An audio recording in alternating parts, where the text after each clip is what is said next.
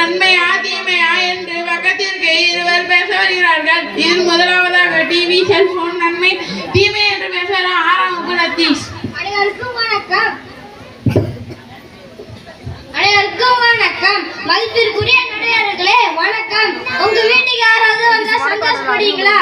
ஒரு நாள், 2 நாள், 3 நாள், அதன் பிறகு வருடம் பூரா உங்க கூடவே இருந்துட்டா நீங்க சந்தோஷப்படுவீங்களா? 24 மணி நேரமும் உங்க கூடவே இருந்துட்டா நீங்க சந்தோஷப்படுவீங்களா? இப்படிதானியா எல்லார் வீட்லயும் நல்லவன் போல இந்த தொலைக்காட்சி உள்ளே வந்து பண்ணாத கள்ளத்தனமே இல்லை. நான் எங்க சாப்பிடணும், நான் எப்படி சாப்பிடணும், இதெல்லாம் நான் வீட்டில் நுழையாத இடமே இல்லை. சோப்பு, புண்ணாக்கு, பேனா, பென்சில், பாத்திரம், பண்டை, ஊக்கு, பேக்கு, சாக்குன்னு எல்லா விஷயம் மூக்க நினைச்சு நான் என்ன சாப்பிடணும், நான் எப்படி சாப்பிடணும், நான் என்ன திங்கணும், நான் எப்படி தூங்கணும் என்பதெல்லாம் அது சொல்ற விஷயத்தை கேட்குறோம். தொலைக்காட்சி நன்மையை விட தீமையை அதிகமாக செய்யறத அது யாராலையும் மறக்க முடியாது. இரவு 1 மணி முதல் 2 மணி வரை டிவியை பார்த்துட்டு காலையில கிளம்புறதே மறந்துட்டோம். ஒரு ஆய்வு சொல்லுது, பிறந்த குழந்தைங்கள 2 வயது முதல் 5 வயசு உள்ள குழந்தைங்கள டிவி பார்க்குறாங்க. ஒரு வாரத்துல 50 மணி நேரம் டிவி பார்க்குறாங்களாம். எங்களை கொண்ட குழந்தைங்க 6 முதல் 11 வயசு உள்ள குழந்தைங்க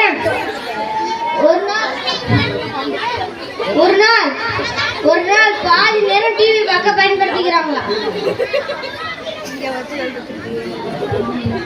கம்ப்யூட்டர் நீ விட மாட்டான்டா கம்ப்யூட்டர் லைவ் டெலிவரி. நான் என்ன சொல்ல வரேன்னா, குழந்தைங்களோட பழக்கத்தை கூட இந்த டிவி தொடர்கள் மாத்திட்டு, நான் என்ன சொல்றேன்னா பெரியவங்களோட குணத்தை கூட மாத்திட்டு எல்லா டிவி தொடர்லையும் சண்டை, சச்சரவு, சந்தேகம், மற்றவரை காயப்படுத்துறது இது அங்க கத்துக்கிறது. தாய் மகன் நம்புறதில்லை, மாமியார் மருகளை நம்புறதில்லை, மாணவன் ஆசிரியர் நம்புறதில்லை. இந்த உறவை யாராச்சும் தட்டி கட்ட விட்டு கொடுக்க மனசு இருந்தது இல்லை இல்லையா நடுவர்களே? நைட்டு மனநோயை கூட மருந்து கொடுத்து 90% சரி பண்ணலாம். ஆனா மனநோய் வந்து சரி பண்ணலாம். எபிசோடு கணக்கா பே பண்ண பார்த்துட்டு பயந்துக்கிட்டு தூங்காம மனநோய் வந்துருது. இதனால் எனவே தொலைத்தொடர்பு சாதனை தீமை என்று சொல்லி என் உரையை முடித்துள்ளேன். நன்றி, வணக்கம். ஆமா லத்தீஷ் டிவி செல்போன் ஏற்படக்கூடிய தீமையை அடுக்கிவிட்டாரே. சபாஷ், சரியான போட்டி. டிவி செல்போன் நன்மை என்று பேசுகிற 6ஆம் வகுப்பு சங்கமித்ரா.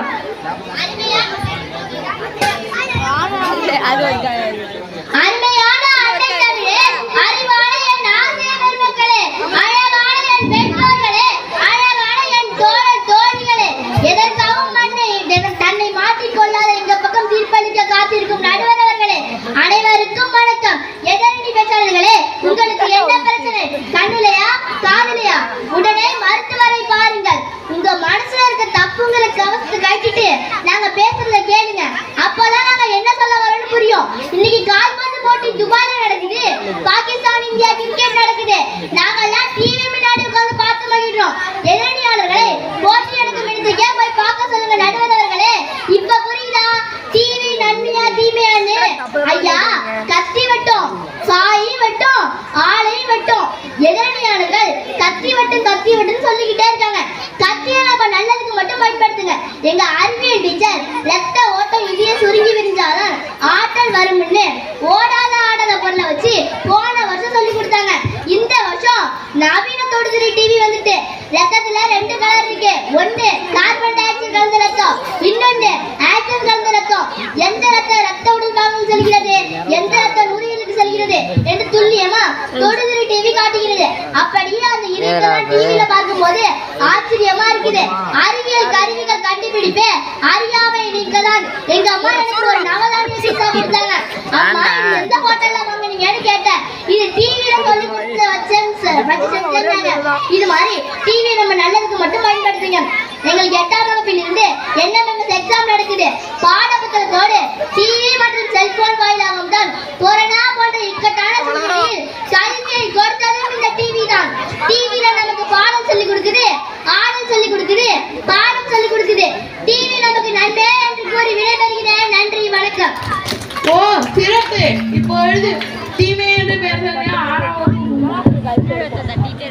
செந்தாமல் வீட்டிற்கும் என் அன்னை தமிழுக்கும் தாமரை போரில் இருக்கும் நடுவர்களுக்கும் மற்றும் அனைவருக்கும் வணக்கம். முற்காலத்துல எல்லாம் ஆற்றாங்கரையிலும் குளத்தாங்கரையிலும் ஆம்பளைங்கெல்லாம் பேசிக்கிட்டு இருப்பாங்க. பாட்டி எல்லாம் திண்ணையில உட்காந்து பேசிக்கிட்டு இருப்பாங்க. அம்மா சமையல் விருப்பு ராணுவத்தை பத்தி சாப்பாங்க, கலப்புக்க பத்தி பேசிக்கிட்டு இருப்பாங்க. நாங்கெல்லாம் திரு சில்லி கோடு போட்டு விளையாடுவாங்க. நாங்கெல்லாம் புழுதி பருக்க சோகமா நட்டு விளையாடுவாங்க. இன்னைக்கு யாரும் பேசிக்கிறதே இல்லை. காய்களும் அப்படின்னு சொல்றாங்க. ரொம்ப புரட்சி பேசுறாங்க. குடும்பத்துல யார் கூடயும் பேசிக்கிறதே இல்லை. இதெல்லாம் டிவினாலதான் நடுவர்களே. இங்கிலாந்து பல்கலைக்கழக ஆய்வு செய்தி நடக்குது. தினசரி 3 மணி நேரம் டிவி பார்த்தா என்னவாகும்? மன அழுத்தம் ஏற்படுது. தினசரி 6 மணி நேரம் டிவி பார்த்தா என்னவாகும்? எதிரணியானது அது பெருக்கம் குறைந்த என்னவாகும்? இடுப்பின் அளவு அதிகரிக்கும், கொழுப்பு அதிகரிக்கும். வாசிப்பு திறன் குப்பை தூக்கி போட்டுட்டோம். நிஜ வாழ்க்கை சாப்பாட்டை தூக்கி போட்டுட்டோம். எல்லா இடமும் டிவினால நடந்தது. அம்மாவை விட்டு ரொம்ப நாளாச்சு. அப்பாவை பிடிச்சது மறந்து போச்சு. அண்ணன் கூட சண்டை போட்டு பாதி குழந்தைகளுக்கு பேசுறதுக்கு 5 வயசு ஆகிட்டு. கொரோனா நடுவர்களே, எல்லா குழந்தைகளும் அடமெடுத்து வாங்கி கேமும் படமும் பார்த்துதான் மிச்சம்.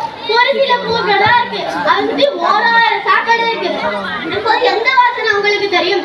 அது போலதான் டிவியும் செல்லும். எனவே டிவி செல்போனை விட்டு வெளியேறுங்கள். வாய்க்கு ஆனந்தமாகும். டிவியில கல்வி கற்கலாம்னு போனா 20 நிமிஷம் வர போறாங்க.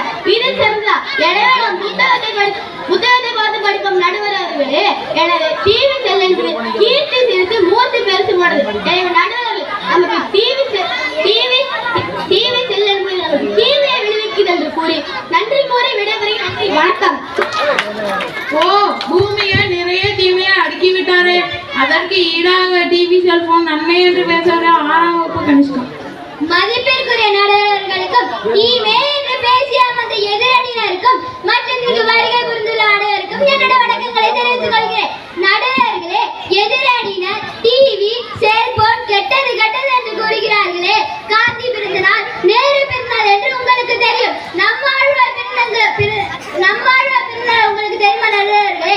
எந்த மாநிலத்தில் எந்த மாவட்டத்தில் ஒரு சிறப்பாக இருந்தாலும் அவரை படம் எடுத்து காட்டி அவரை சிறப்பிக்கின்றோம். யூடியூப் ஆகி பணக்காரராகிறார்கள். டிவி சேர்ந்தாலும் 100 பேர் நல்லவராகிறாங்க, 4 பேர் கெட்டவராகிறாங்க. அதனால டிவி செல்போன் நல்லது என்று சொல்ல முடியுமா நடுவர்களே?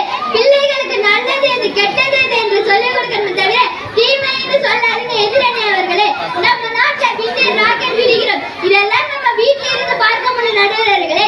வேலை வாய்ப்புக்கு பற்றி செய்தி அறியவும் சான்றோர் கூடுமாக இருப்பது டிவி தான்.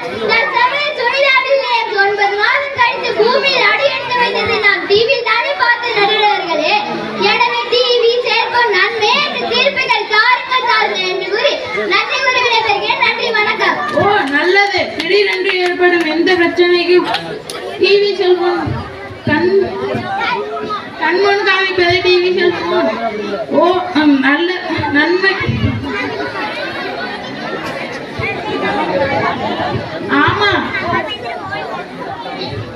ஆமா, டிவியில் நன்மையும் உள்ளது தீமையும் உள்ளது. எனவே அளவுக்கு மீறினா அமிர்தம் நஞ்சி. டிவி செல்போன் அளவோடு பார்த்தால் டிவி செல்போன் நன்மை என்று கூறிவிடுவேன். நன்றி, வணக்கம். தண்ணி ஊற்றிட்டு பைப் அடிச்சுட்டே தண்ணி ஊற்றிட்டே ஆட்டவன்